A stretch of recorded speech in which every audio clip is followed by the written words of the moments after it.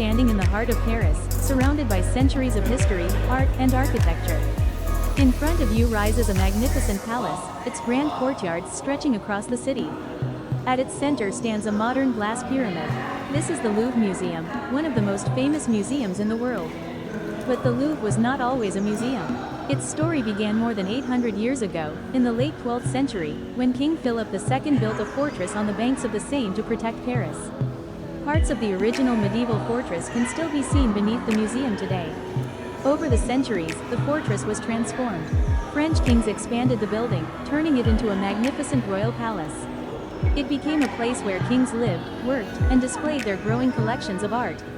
Then came a major turning point. During the French Revolution, the royal palace was transformed into a public museum. The Louvre officially opened as the Musée Central des Arts in 1793. Its purpose was revolutionary for its time. Art that had once belonged primarily to royalty and the elite would now be accessible to the public. Today, the Louvre's collection contains hundreds of thousands of works, covering thousands of years of human civilization, from ancient Egypt and Mesopotamia to Greek and Roman antiquity, Islamic art, European paintings, sculptures, decorative arts, and much more.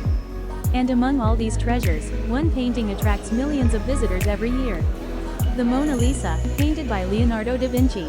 Her mysterious smile has fascinated people for generations. Visitors from around the world stand in front of her, trying to understand the expression that has inspired countless theories, stories, and works of art. But the Mona Lisa is only one small part of what makes the Louvre extraordinary.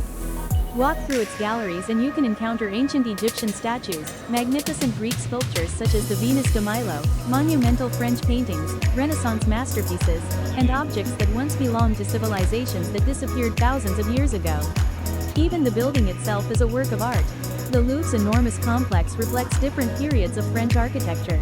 And in the middle of the historic palace stands the famous glass pyramid, designed by architect I.M. Pei and inaugurated in 1989. At first, the modern structure was controversial. Some people felt that its contemporary design did not belong beside the historic palace. Today, however, the pyramid has become one of the most recognizable symbols of Paris. The Louvre is more than a museum filled with beautiful objects. It is a place where different civilizations, cultures, and centuries meet under one roof. Every painting, sculpture, artifact, and architectural detail tells a story. A story about kings and revolutions. About artists and civilizations. About war, religion, power, beauty, and human creativity. And perhaps that is what makes the Louvre so fascinating. When you walk through its halls, you are not simply looking at the past. You are walking through it. From a medieval fortress to a royal palace, from a revolutionary museum to one of the world's greatest cultural institutions, the Louvre has survived centuries of change. And as millions of visitors enter its doors each year, its story continues, reminding us that art can survive generations, connect cultures, and allow humanity to speak across time.